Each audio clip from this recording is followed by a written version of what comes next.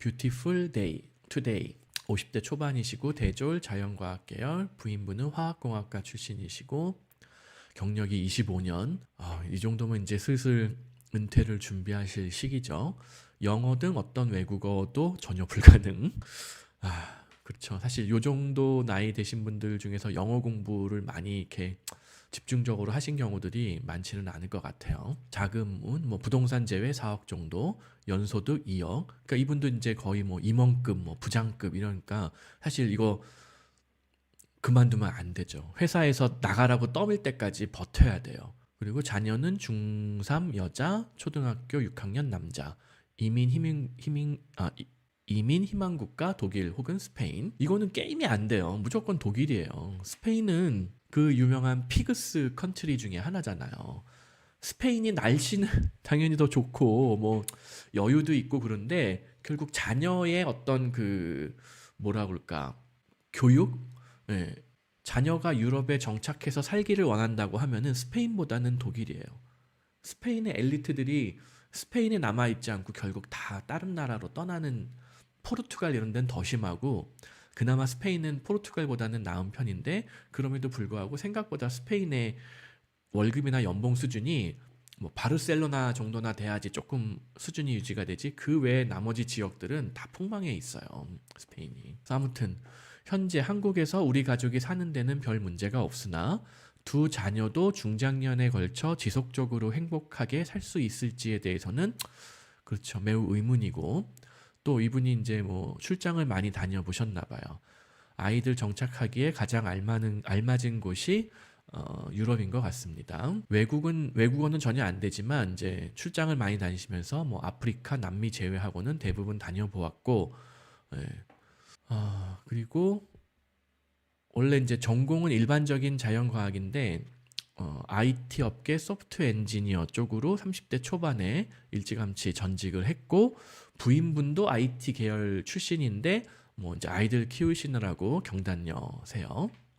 근데 이제 부인분은 제과 쪽 실력이 뛰어나고 이쪽 자영업 경험도 있어서 유럽에서도 이쪽을 활용하려는 생각이 있습니다. 와이프도 영어를 전혀 못하는 수준입니다. 요거 독일어 한 중급 정도만 해도 취업할 곳은 얼마든지 있어요.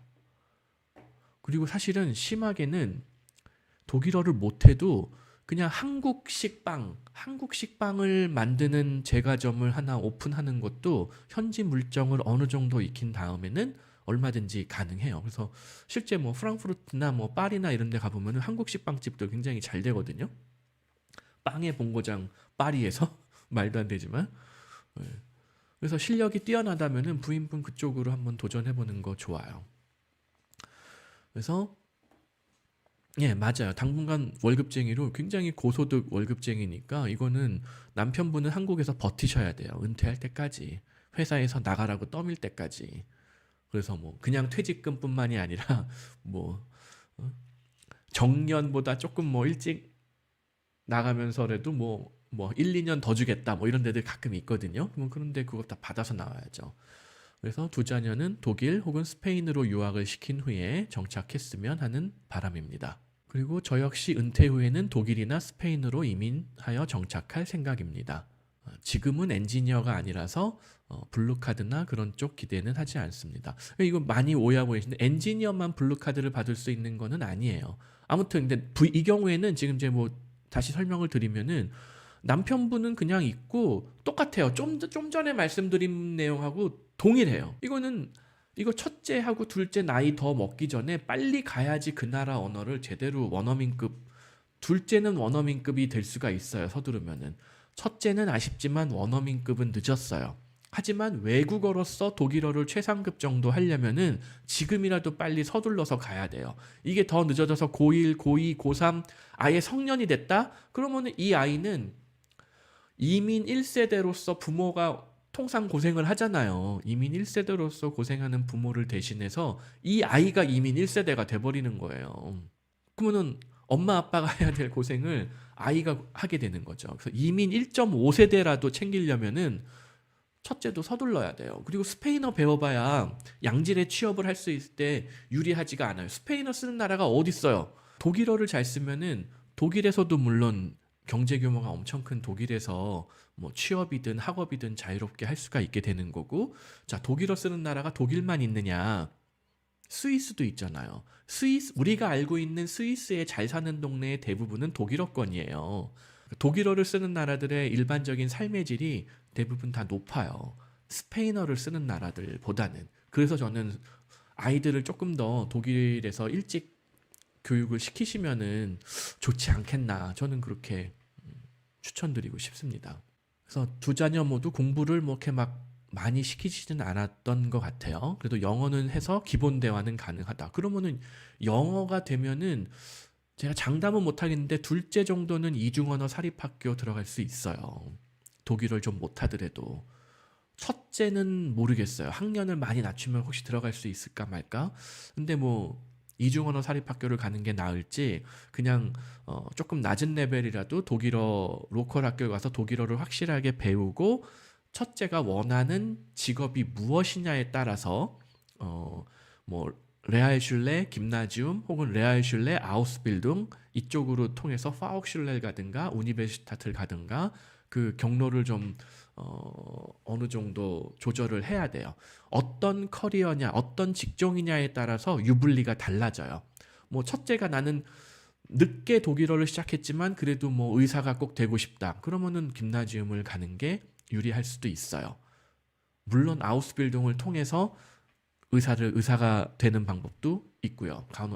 간호사 아우스빌딩을 통해 가지고 오히려 의대 가는 게 더 수월할 수도 있고, 혹은 뭐 변호사가 되겠다.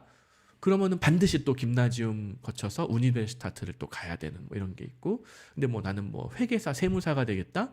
그러면 그것도 뭐 파옥슐레를 거치는 방법도 있고, 우니베시타트를 거치는 방법도 있고, 아우스빌딩을 거치는 방법도 있고, 또 하여튼 뭐 첫째가 뭘 원하는지 제가 잘 모르기 때문에 어떤 방법이 좋다라고 당장 말씀드리기는 어렵지만은 뭐 다양한 가능성들이 있다는 거예요.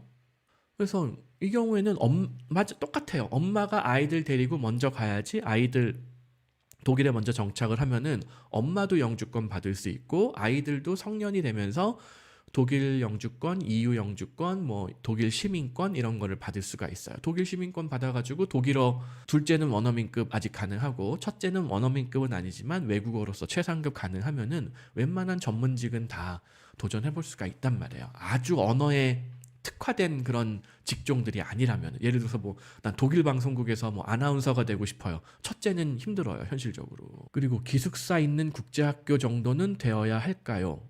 아니, 이거 지금 첫째 질문이 애초에 지금 핀트가 안 맞아요.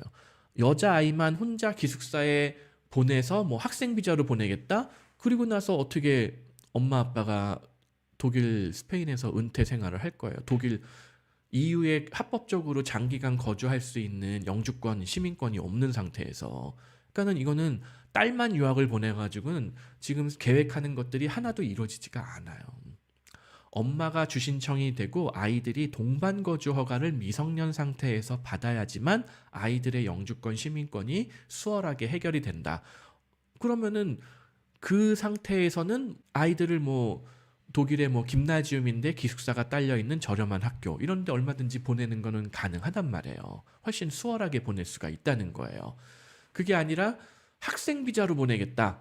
그러면은 아이들 무슨 양육권을 포기하는 방법으로 아이들 학생 비자를 독일 학생 조기 유학 비자 같은 걸 비슷한 거를 뭐 받을 수가 있기는 해요. 아이들 양육권을 포기해야 돼요. 엄마 아빠가 뭐 입양 보내는 것보다 살짝 못한 정도 뭐 그거나 마찬가지거든요. 그렇게까지 조기 유학을 보내는 게 저는 약간 비추해요. 엄마가 따라가는 게 더 맞는 방법이라는 거예요.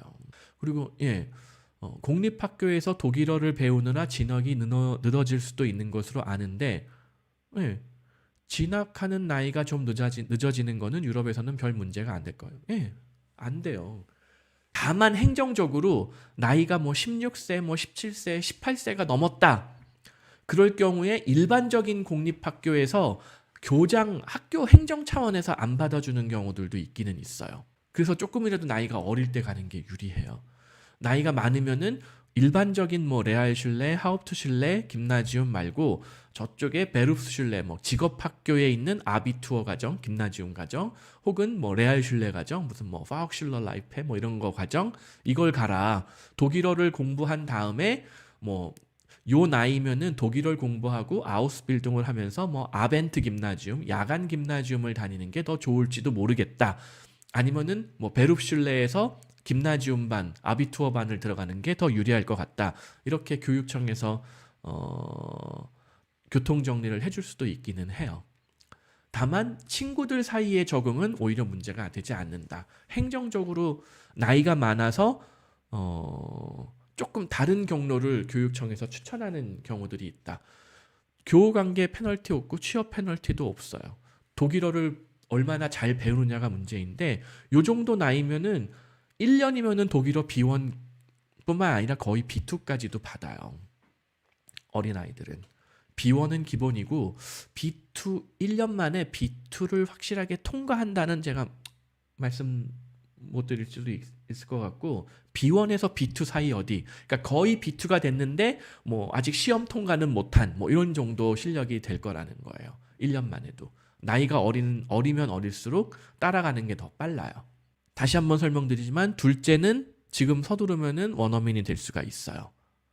첫째는 원어민의 기회는 놓쳤지만은 여전히 외국어로서 독일어 최상급 수준은 될 수가 있다. 이 경우는 엄마하고 아이들이 먼저 가면은 엄마가 주신 청인으로 블루카드 영주권까지 다 해결할 수가 있다. 아이들도 성년이 되면서 EU 영주권, 독일 시민권 다 해결할 수 있다. 그래서 독일어 제대로 공부하고 전문직으로 나가는 커리어 얼마든지 열려 있고 또 그렇게 나가면은 독일뿐만이 아니라 EU 전체 어디든지 나중에 취업, 거주, 뭐 학업 다 가능하다. 그리고 뭐 아예 국제학교, 이중언어 사립학교 이런 데 보내면 영어하고 독일어 다 잘할 거 아니에요. 그러면은 더 큰 기회들도 생길 수가 있고 뭐 독일보다 나는 더 좋은 뭐 스위스, 취리 이런 데서 일하고 싶다? 얼마든지 가능하게 된단 말이에요. 스페인보다는 저는 독일을 적극적으로 권해드리고 싶습니다.